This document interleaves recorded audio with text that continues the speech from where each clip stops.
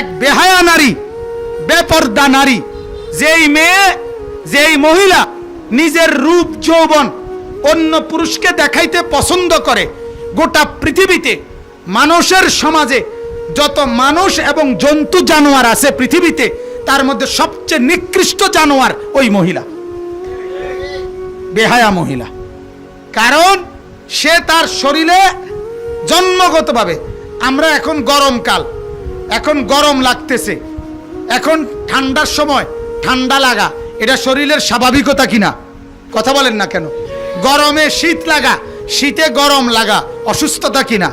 তাহলে একজন নারীর সৃষ্টিগতভাবে আল্লাহ লজ্জা, তাকে নিজেকে একটু আড়ালে রাখা, নিজেকে একটু লুকাইয়া রাখা, নিজেকে গোপনে রাখা, এটা আল্লাহ তাআলা তার সৃষ্টিগতভাবেই দিয়েছেন।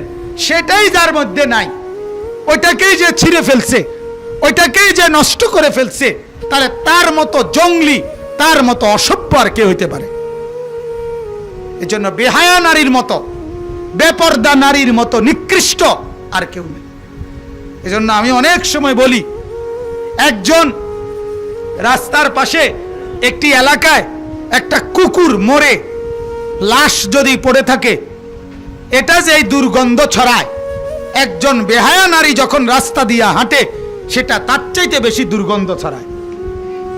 মরা কুত্তা এত দুর্গন্ধ ছড়ায় না, বেপর্দা নারী যে পরিমাণ দুর্গন্ধ ছড়ায়।